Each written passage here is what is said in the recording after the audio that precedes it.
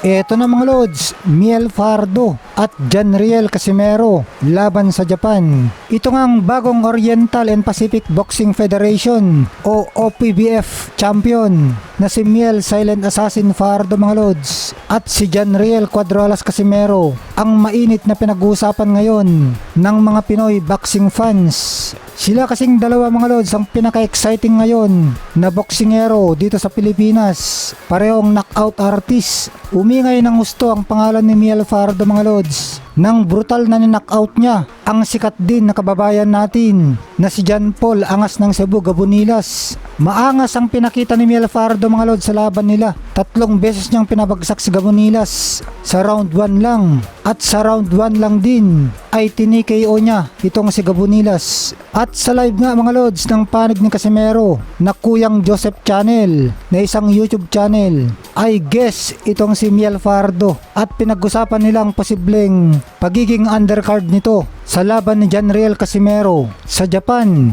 na posibleng October 12 mga lods, kung saan main event si Janriel Casimero mga lods kontra sa isang Japanese fighter, former world champion Yoshinori Oguni. Kaya kapag nangyari ang pagsasamang ito na Miel Fardo at Janriel Casimero mga lods, ay siguradong aabangan ito ng mga Pinoy boxing fans dahil itong dalawang ito mga lods ang kanilang paboritong iniidolo sa ngayon. Tingin na mga Pinoy boxing fans mga lods na handa na itong si Miel Fardo para lumaban sa isang world title.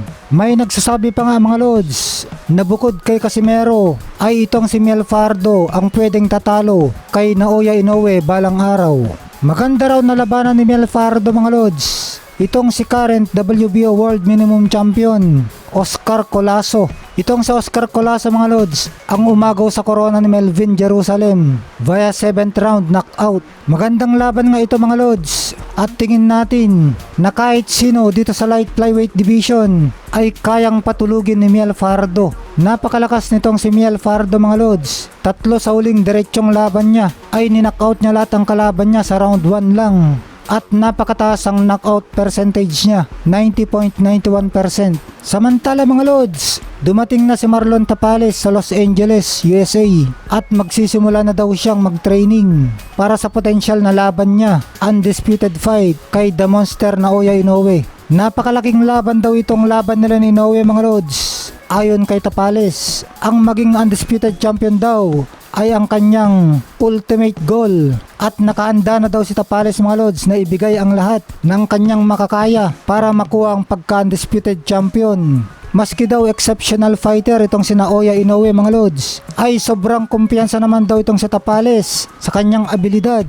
at sa kanyang matinding pagsisikap na gagawin sa kanyang training. Ayon pa kay Tapales mga lods, nasa loob ng lona na lang daw niya papatunayan na siya ang pinakamahusay sa super bantamweight division. Samantala mga lods, yung mga kabataan sa planeta ni Cuadrolas na sumasama sa kanya sa kanyang training, mga kabataan na gustong maging boksingero balang araw na tinuturuan ni Cuadrolas, mga batang genggeng. Alam daw ni Cuadrolas ang hirap sa pagpasok ng boxing, lalo na at kauumpisa pa lang ng mga kabataan na ito. Kaya sabi ni Cuadrolas mga lods na deserve daw ng mga kabataan at dapat mag-aral din ng mabuti. Suportado daw sila ni Cuadrolas. At yun nga mga lods, binilhan ni Cuadrolas ng mga gamit sa eskwelahan itong mga batang genggeng. Sabi naman ng mga commenters mga lods, kaya idol kita Cuadrolas, di lang malakas, di lang maangas, kundi may mabuting puso sa mga Pilipino.